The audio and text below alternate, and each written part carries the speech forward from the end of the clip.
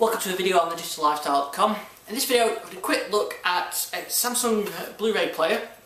This is the BD8600 Blu-ray player. It's got 3D capabilities, HDMI 1.4, and it's got smart apps and that kind of stuff on it. So we're going to have a quick look at the outside and then we'll fire it up and have a look at the user interface.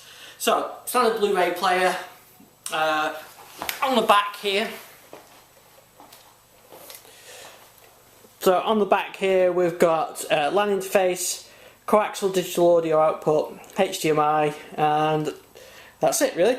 Very simple, connected up. Not a lot on the front, just a few buttons and a USB port on there as well, and the drive tray is in there. So, well, let's just plug it in and have a look at what we can do with it. Right, I've got the Blu-ray player connected up to my Samsung TV.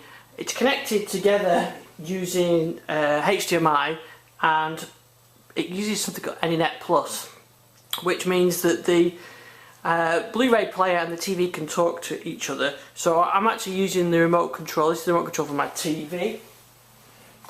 This is the remote control for the DVD player. And in my case, the DVD player is tucked out of the way, so the remote control for the TV actually sends the signals over HDMI using CEC, I think. So I can control this now from here and using the TV remote, which is pretty good as well. Also, when you switch the Blu-ray player on, the TV knows, and you can change over, and vice versa. When you select the source here from the TV, it'll actually change.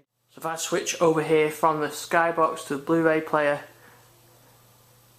it communicates with the Blu-ray player and tells it. So let's have a look at the Smart Hub. This is the apps.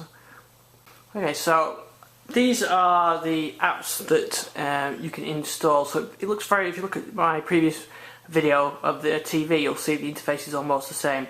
We've got Netflix, BBC iPlayer, LoveFilm, YouTube, and these apps downloaded when I first ran the setup, and there's an update for it already. There's actually a store so I can download more apps, but let's say quick look at LoveFilm. So here's a LoveFilm interface. If you've used LoveFilm on a smart TV before, you see it's exactly the same. But it's actually really good quality playback as well, even of my fairly poor broadband, so that's pretty nice. And with it being on the Blu-ray player, I've got it connected up to my receiver, and obviously the sound then goes through the receiver, so that's that works pretty nicely. So it's BBC iPlayer, and pretty nice user interface, pretty similar to other devices as well. So here's a bit of BBC Top Gear playing. I've turned the sound off through the Blu-ray player. So a nice way of getting smart TV features to your TV if you don't have a smart TV.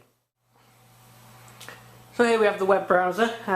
So you can control the browser on this using the arrow keys just to move over to links. Other ways through a cursor, which I found moved pretty randomly. So I find this really the best way of controlling it.